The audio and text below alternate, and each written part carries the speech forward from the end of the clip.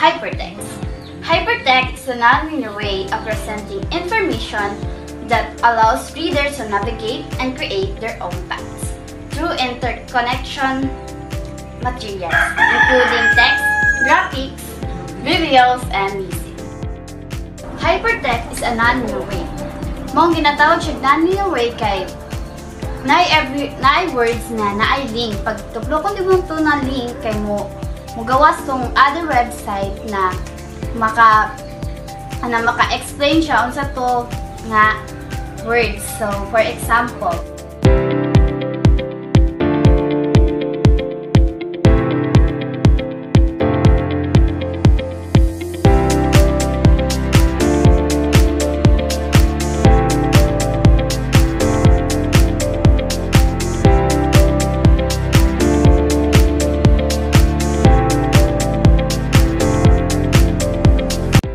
hypertext is a very different way of presenting information that the usual linear form. On a hypertext offers a different approach to presenting information that traditional linear text. Example, a textbook chapter on solar system would likely start with Sun, then proceed to Mercury, Venus, Earth, Mars, and so on, ending with the outer planets. So ang naka-linear anak kay ang mga Mercury, Venus, Earth, Mars. Understanding URLs.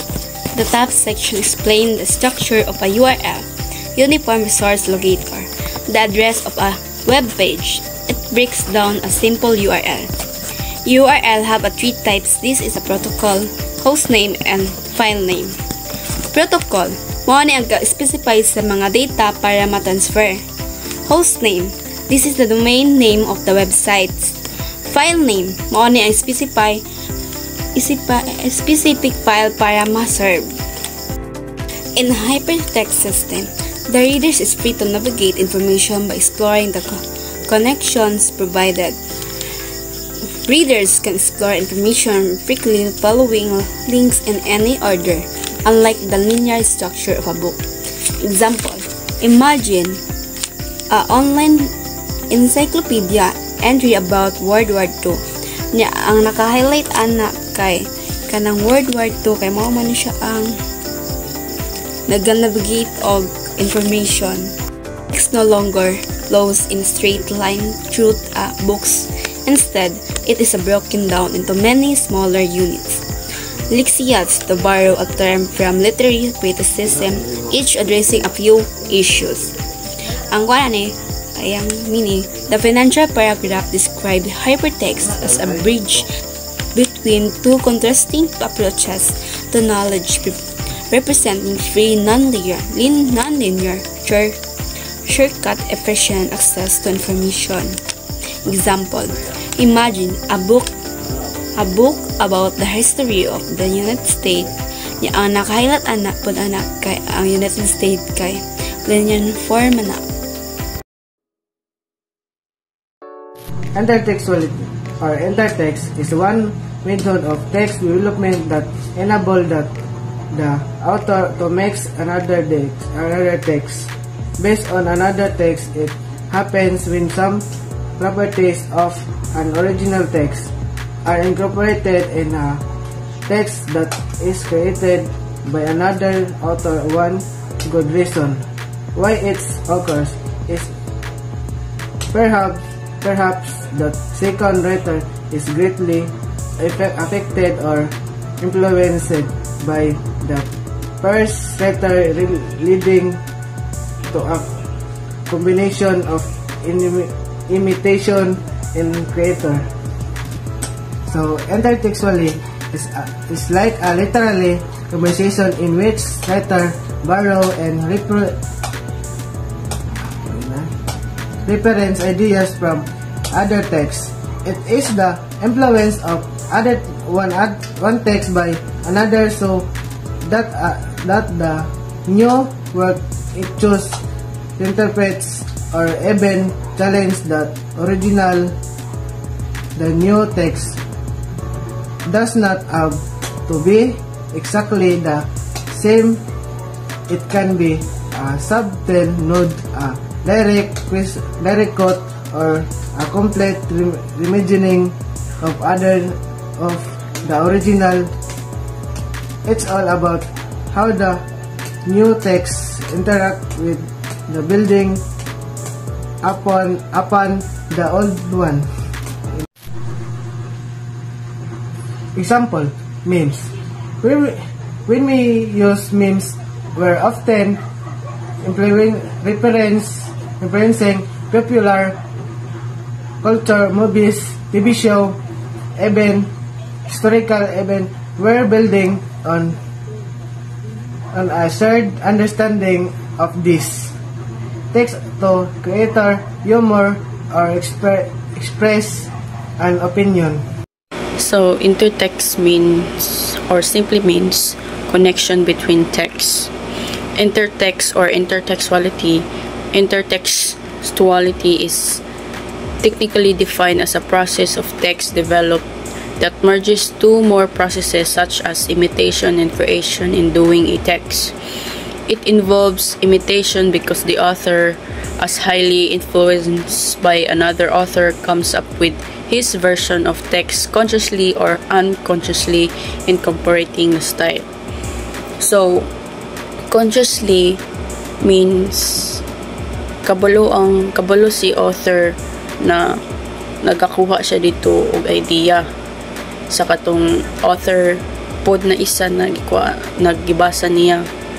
Unconsciously siguro si author kay kanang naganahan siguro kaayo sa kanang katong gihimo sa another author mo tong naghimo siya story pero wala siya kabalo na ang yan na din gihimo na story kay mura na din kanang same dito manang unconsciously.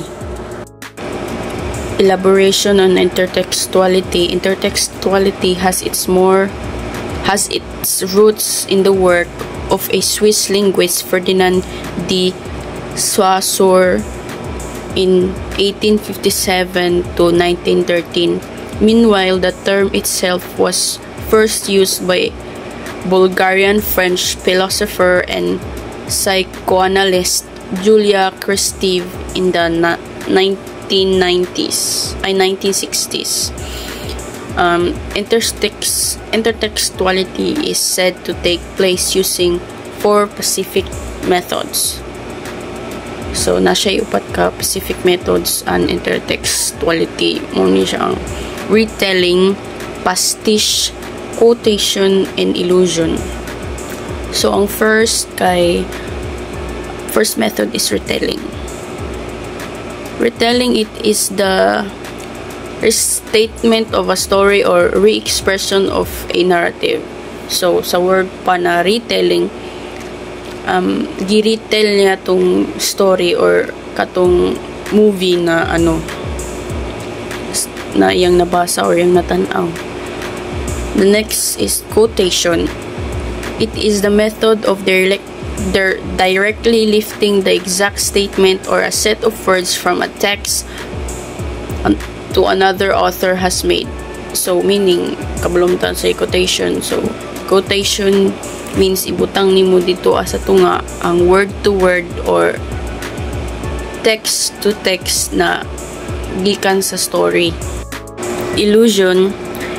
Ang next, illusion. In this method, a writer or a speaker explicitly or implicitly pertains to an idea or passage found in another text without the use of quotation. So, ang mini-ana kay nagre-refer ka or nag-pertain ka sa isa ka idea na located sa isa ka piece of work, either explicitly halata or implicitly dili siya halata. So, ang pastiche ang na pagbasa, it is a text developed in a way that it copies the style or other properties of another text without making fun of it, unlike in a parody.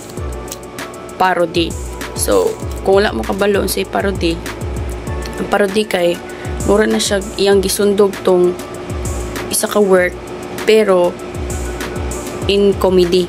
Kay parody nga in comedy. So, mura siya kabaliktaran anak ng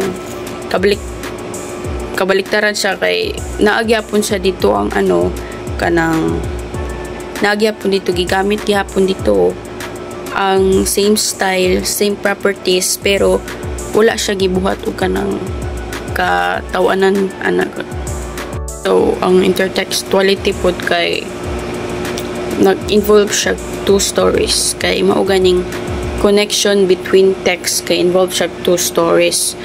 Unya po siya kanang pwede siya nimo direct or indirect na connection sa another na piece of work.